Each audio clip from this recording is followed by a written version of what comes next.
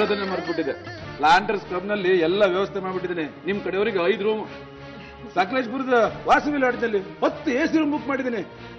ಅದೇನೋ ಗಂಡಿನ ಕಡೆಯವರು ಹೆಣ್ಣಿನ ಕಡೆಯವರು ನಮಗೆ AC ರೂಮ್ ಇಲ್ಲ, ನಮಗೆ AC ರೂಮ್ ಇಲ್ಲ ಅಂತ ಹೇಳಿ ಗಲಾಟೆ ಮಾಡಿ ಅದು ಯಾವ್ದೋ ಮದುವೆ ನಿಂತೋಯ್ತಂತಲ್ಲ, ಆಗಬಾರದು ಅಂತ ಹೇಳಿ ಬರ್ತೀವ್ರೆ.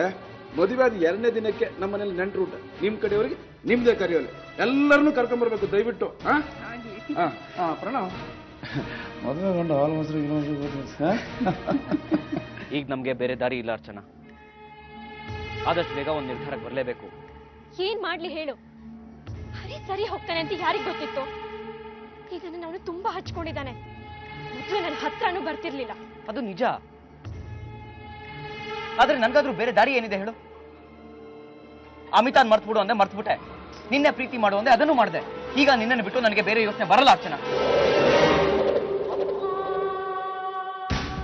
ಏನ್ ಮಾಡ್ಬೋದು ನೀನೇ ಹೇಳು? ಮದ್ವೆಗೆ ಮೊದಲೇ ನಾವಿಬ್ರು ಇಲ್ಲಿಂದ ತಪ್ಪಿಸ್ಕೊಂಡು ಓಡ್ ಹೋಗ್ಬೇಕು. ಸದ್ಯದ ಪರಿಸ್ಥಿತಿಲಿ ನಾವು ಓಡ್ ಹೋಗಕ್ ಸಾಧ್ಯ ಇಲ್ಲ. ಮತ್ತೇನ್ ಮಾಡ್ಬೇಕು ಅಂತ ಹೇಳು? ನೀನ್ ಈ ತರ ಒಡೆಯೋ ಹಾಗೆ ಬಂದ್ರೆ ನಾನೇನ್ ಹೇಳಿ? ಮಾತ್ ಕಟ್ಟುತ್ತೆ.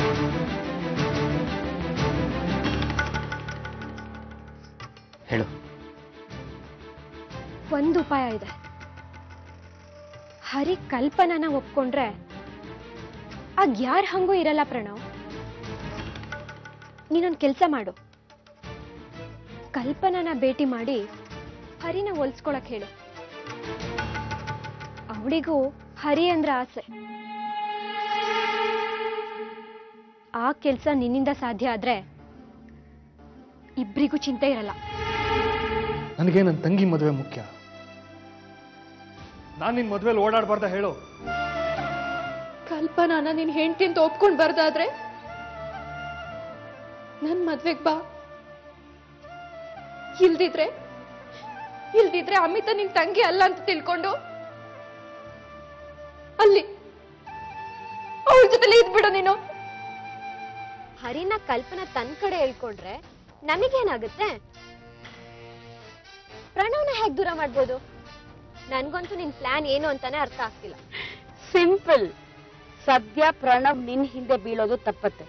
ಅವನು ಇನ್ಮುಂದೆ ಕಲ್ಪನಾಗೆ ಒತ್ತಡ ಹಾಕೋದಕ್ ಶುರು ಮಾಡ್ತಾನೆ. ಸದ್ಯಕ್ಕೆ ನೀನ್ ಪಾರಾಗ್ತೀಯ. ಇದ್ರಲ್ಲಿ ಇನ್ನೂ ಒಂದ್ ತಂತ್ರ ಇದೆ. ತಂತ್ರ ಅಲ್ಲ, ಕುತಂತ್ರ.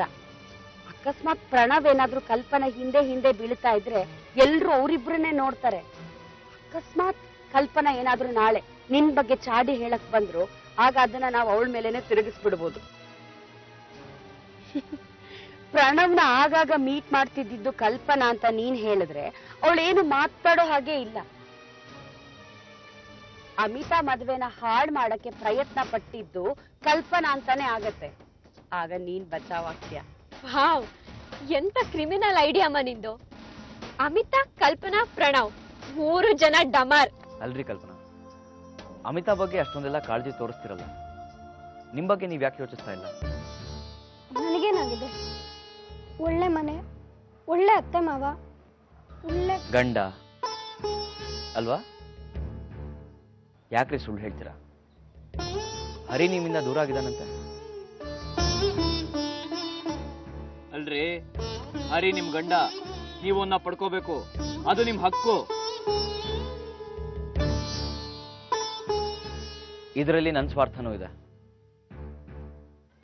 ಅರ್ಚನಾ ಹರಿನ ತನ್ನ ವಶ ಮಾಡ್ಕೊಂಡು ನಿಮ್ಗೆ ಅನ್ಯಾಯ ಮಾಡ್ತಿದ್ದಾಳೆ. ಅವಳಿಗೆ ಹರಿನೂ ಸಿಗದೆ ಒಂಟಿಯಾಗಿ ನರಳಬೇಕು. ಅರ್ಚನಾ ಬಗ್ಗೆ ನನಗೆ ಸೇಡಿರಬಹುದು, ಆದ್ರೆ ಅದಕ್ಕಿಂತ ಮುಖ್ಯ ಅರ್ಚನಾಳಂತಹ ಮೋಸಗಾತಿಗೆ ಶಿಕ್ಷೆ ಆಗ್ಬೇಕು. ನ್ಯಾಯ ಗೆಲ್ಲಬೇಕು ಕಲ್ಪನಾ. ಅನ್ಯಾಯನೇ ಗೆದ್ರೆ ಒಳ್ಳೆಯವ್ರಿಗೆ ಬದುಕೇ ಇರಲ್ಲ. ನೀವು ಹರಿನ ಪಡಿಲೇಬೇಕು ಕಲ್ಪನಾ. ಈ ವಿಚಾರದಲ್ಲಿ ನನ್ನ ಸಹಕಾರ ಪೂರ್ತಿಯಾಗಿ ನಿಮಗಿರುತ್ತೆ.